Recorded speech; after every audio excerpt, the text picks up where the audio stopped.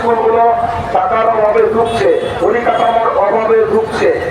আমরা এখানে কাগজে কলমে নয়, আমরা হাতে পেতে এসেছি।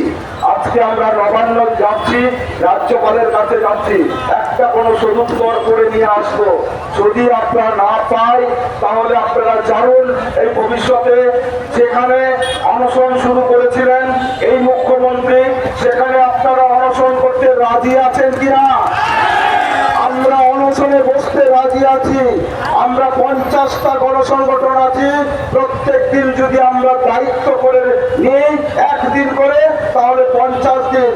2 দিনের দায়িত্ব যদি হয় তাহলে 100 দিন। 3 দিন যদি হয় 150 দিন। আমরা এই 150 দিনে কাঁপিয়ে দিতে পারবো কলকাতাকে। অতএব আপনারা রেডি থাকুন। যে সরকার অনশনের মাধ্যম দিয়ে এসেছিল, আমরা বিশ্বাস করেছিলাম, আদিবাসীরা আমরা বিশ্বাস করেছিলাম সেই হোস্টেলটা ঠিক মতো চালাবার জন্য, জমিকে ঠিক মতো রক্ষা করার জন্য, আমাদের সমাজকে রক্ষা করার জন্য।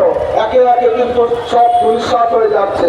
তো বন্ধু, আমি বিশেষ করে বলবো না, বিভিন্ন জায়গায় আমাদের আদিবাসীদের নির্যাতন বাড়ছে, ধর্ষণ বাড়ছে।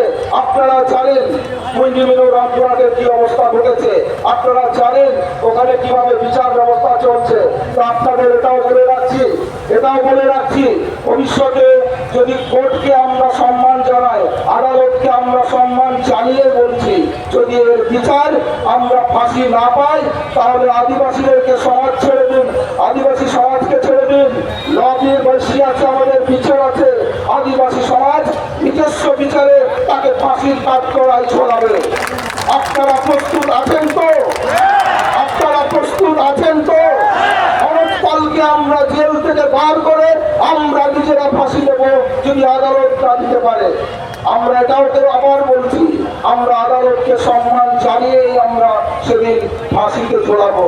তো বিশেষ করে আর বলবো না, অনেক বক্তা আছেন, আমাদের অনেক সময় আছে, অনেক দূর দূরান্ত থেকে বহু লোক এসছেন। এখানে বক্তব্য করার বেশি ফাটানোর জায়গা নয়, লড়াই করার জায়গা। রাস্তাতে নেমেছি যখন, রাস্তায় দেখা হবে, রাস্তাতেই আদায় করবো। এই বলে ধন্যবাদ জানিয়ে, সামান্য জবাব জানিয়ে আমি আমার ছোট্ট বক্তব্য শেষ করলাম। নমস্কার, ধন্যবাদ।